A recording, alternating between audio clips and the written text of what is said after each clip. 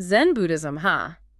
That's got to be one of the most fascinating, like, cultural influences out there, especially in Japan. Oh, yeah, absolutely. And it goes way beyond just, temples and meditation. Right. I mean, it's everywhere. Art, the samurai, even everyday life. So for this deep dive, we're going deep into Zen and Japanese culture, this amazing book by Daisetz Suzuki. Now, Suzuki was, well, like a rock star when it came to bringing Zen to the West. Totally. He makes it so accessible, even when he's talking about some pretty complex ideas. Like right from the start, that story about the Zen master and the staff. Remember that one? Oh, classic. The one where he keeps asking, what is this? Even after he breaks the staff. Yeah. It's like no matter how the students try to define it, their words just come up short. It shows how, our minds get stuck on labels and concepts. And that can actually block us from truly understanding something. So it's not about like having the right answer, but more about experiencing it directly. Exactly. It's not just intellectual knowledge. It's about like a direct encounter with reality. Yeah. Which makes me wonder, how do we actually do that in our, regular lives? Most of us aren't spending our days in Zen monasteries. That's where things like Japanese art come in, especially those core ideas of wabi and sabi. Okay, yeah, wabi-sabi. I've heard those terms thrown around, but to be honest, I'm not sure I totally get them. Wabi's the one about poverty, right? Yeah, but not poverty in a material sense. It's more about appreciating, like simplicity and naturalness. So like finding beauty in imperfection. I'm picturing like a handmade ceramic bowl with, a little chip on the rim. Perfect example. Huh. Wabi's all about embracing those imperfections, the things that make something unique and, tell a story. Okay, I'm starting to get it. And what about sabi? How's that different? Sabi focuses more on the beauty that comes with age and the passage of time. Like a weathered wooden beam in an old building or something. Yeah. Think of like a patina on metal or moss growing on a rock. Things that show the marks of time and change. Suzuki even uses the image of a solitary fishing boat, all battered by the elements. But there's beauty in that, in its resilience and its history. And it ties back to that big Zen idea of impermanence, right? Everything's always changing. Nothing stays the same. You got it. Which makes you think, right?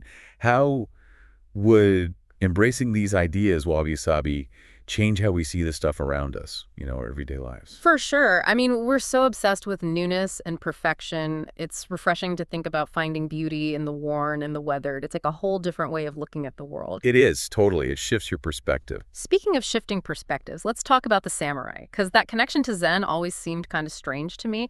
On one hand, you've got this peaceful philosophy. On the other, you've got warriors, trained to fight. How does that work? Right. It's a fascinating combo. Yeah. But actually, Zen had a huge impact on Bushido, the samurai code. It went way deeper than just, sword skills. Yeah. It was about cultivating this calm, focused mind, even in battle. So more than just physical strength, it's mental discipline, which makes sense if you're, facing life or death situations. But how did they actually use Zen to train that way? Well, there's this one key concept, no mind, or in Japanese, mushin. Suzuki tells the story of Yagyu Tajima Nakami, this legendary samurai who goes to his Zen master named Takuan for advice. Okay, what's the story? I don't think I know that one. So Yagyu's struggling with his swordsmanship. He's got all the moves, but he's not, mastering it.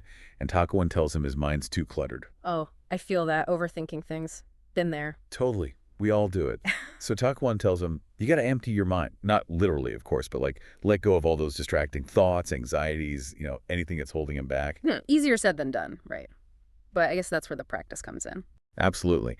And Suzuki talks about how that no-mind state isn't just for samurai. It's relevant for anyone who needs to be, super focused and present.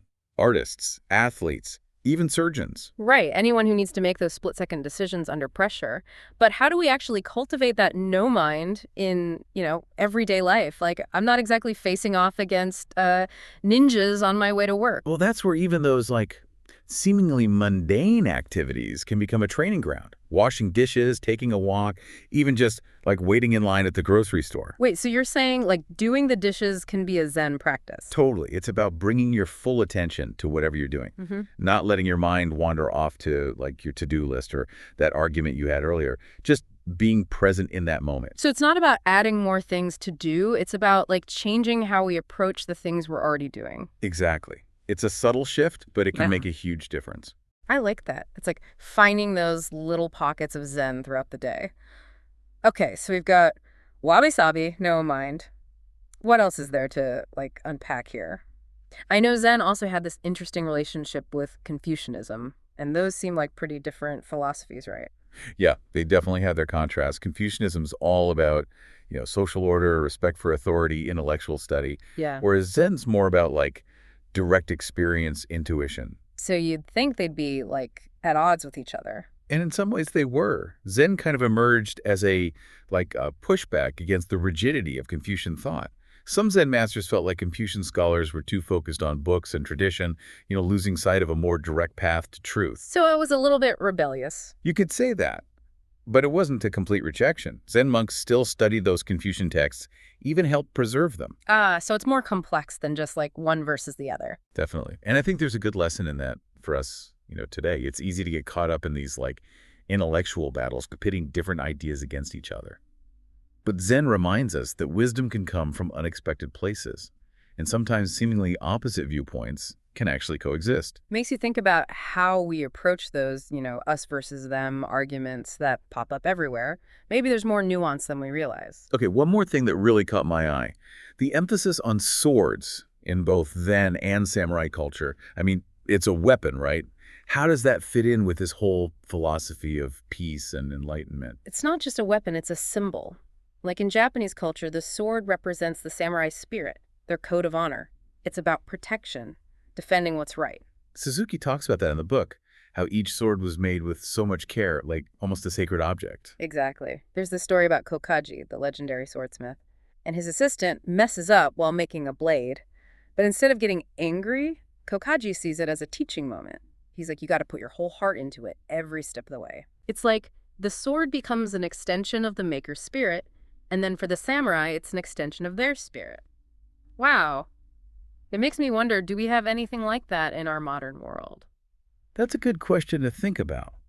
What objects or practices do we treat with that kind of reverence? What are the things that, really represent who we are? Right. It's not about the thing itself, but what it stands for. And I bet no mind plays a role here too. It's like, it's not just about wielding a physical sword, but about cultivating this like inner strength and clarity. That's the real sword, right? Yeah, that's the sword that gives life that Suzuki talks about. Okay, now that's an intriguing concept. How can something designed to, take life also be about giving life?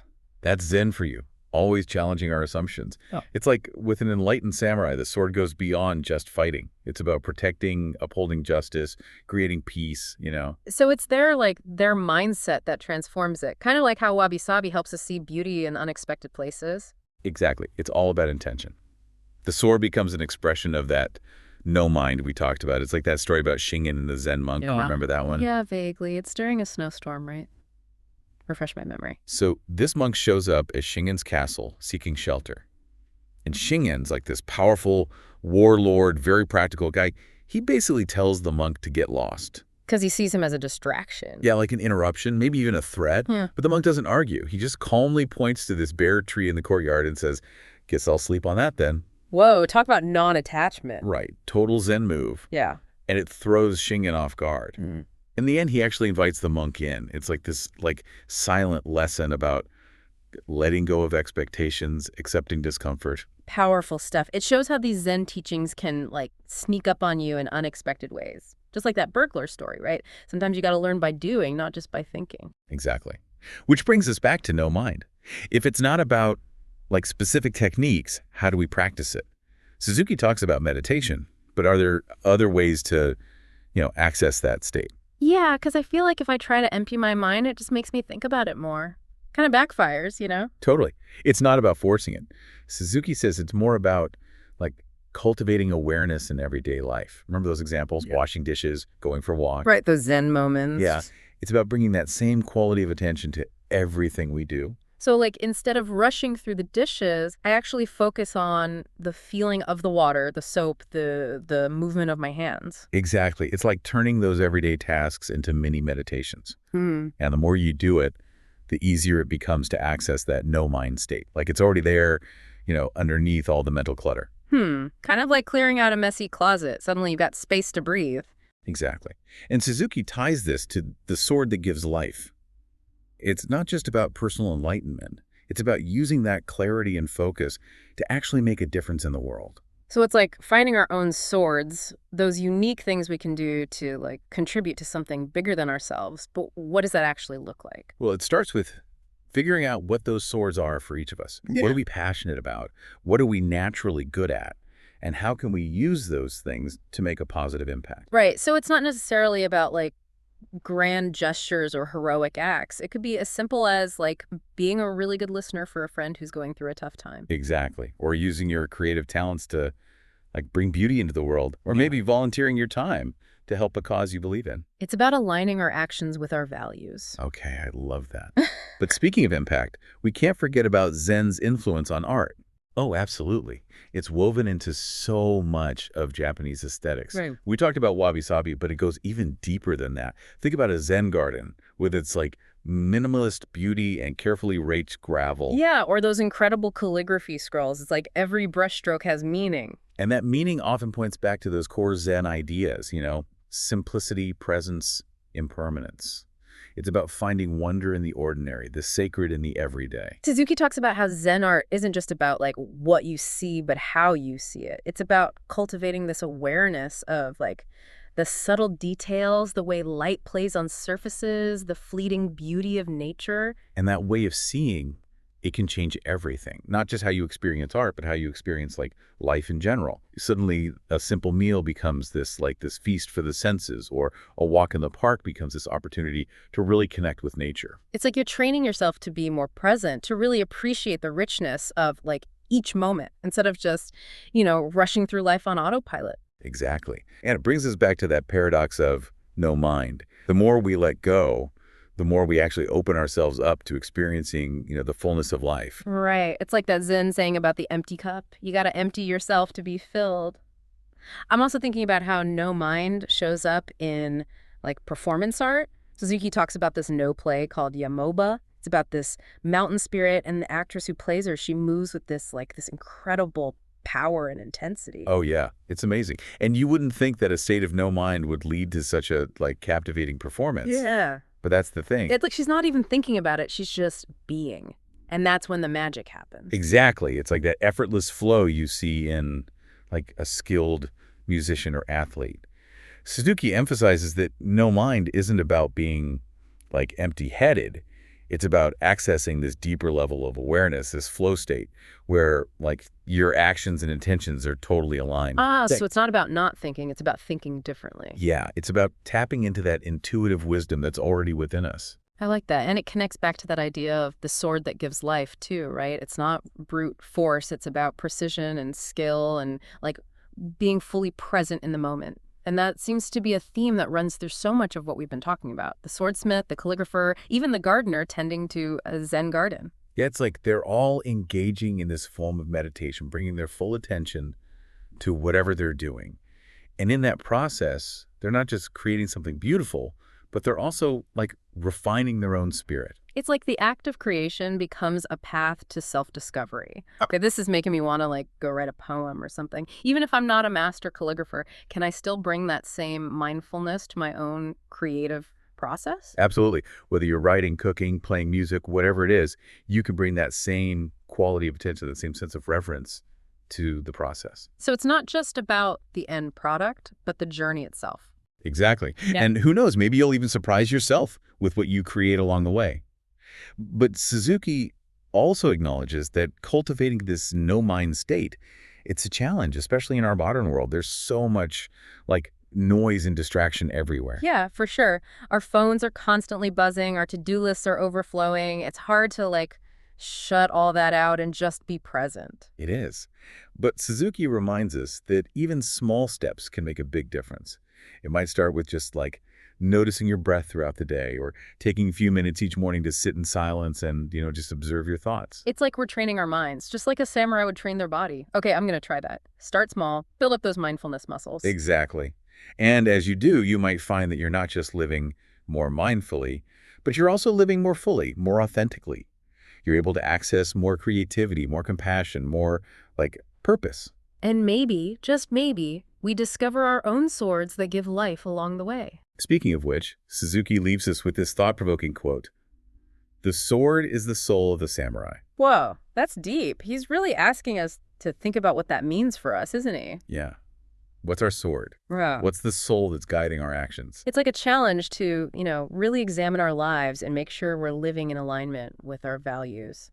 Man, this has been such a rich conversation. Suzuki's book is packed with so much wisdom. It really is. And it's made me appreciate how Zen, it's not just this abstract philosophy, it's a way of life.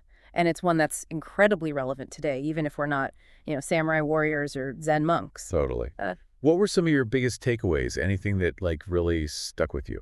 I think what stood out to me was how Zen permeates like every aspect of Japanese culture. It's in the art, the martial arts, even the way they approach everyday tasks. Mm. And I love how Suzuki encourages us to find those Zen moments in our own lives. Me too.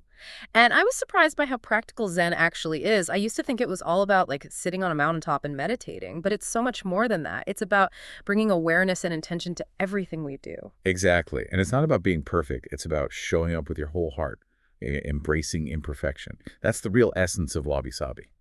And the real power of the sword that gives life. Hmm. It really makes you think about like the responsibility that comes with any kind of power, whether it's a physical sword or, our own talents and abilities. Suzuki brings up this fascinating comparison in the book. He talks about two legendary swordsmiths, Muramasa and Masamune. Both were like masters of their craft, but their swords had this like different energy. Yeah, I remember reading about that. Muramasa's blades, they were known for being incredibly sharp, almost like bloodthirsty, like they had a will of their own. Exactly. While Masamune's swords were said to embody peace and tranquility, and it wasn't because of any like technical difference in their forging. It was all about the intention, right? The spirit they infused into their work. It's kind of mind-blowing when you think about it. Like even objects can carry that kind of energy. It makes you wonder, what kind of energy we're putting out into the world with our own creations, our actions, even our thoughts. Right. It's a good reminder to check in with ourselves, make sure we're coming from a place of like compassion and integrity.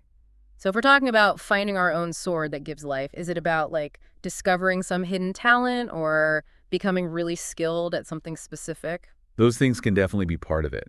But Suzuki emphasizes that it starts with cultivating certain qualities within ourselves. Things like discipline, compassion, mindfulness, and being willing to like let go of our ego.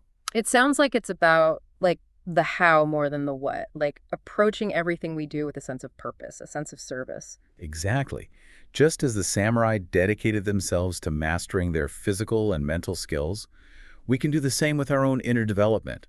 It's like those qualities become our armor, our weapons in the face of life's challenges. And the more we practice, the more skilled we become at, wielding those qualities. This deep dive has really shifted my perspective on Zen. I used to think it was this like mysterious, far out philosophy, but it's actually very practical and applicable to, everyday life. Totally. It's about being present, intentional, and connected to something larger than ourselves. And that's something we can all strive for, no matter what our background or beliefs are.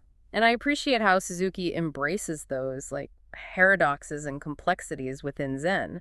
It reminds us that life isn't about finding easy answers or following some rigid set of rules. It's about, embracing the mystery, being open to the unknown. And using our swords, whatever those may be, to create something meaningful, something that contributes to the well-being of ourselves and others. Suzuki leaves us with that powerful image: the sword is the soul of the samurai. It's a challenge to really examine our lives, our motivations, and ask ourselves, what's our sword? What legacy are we creating? It's a question worth pondering.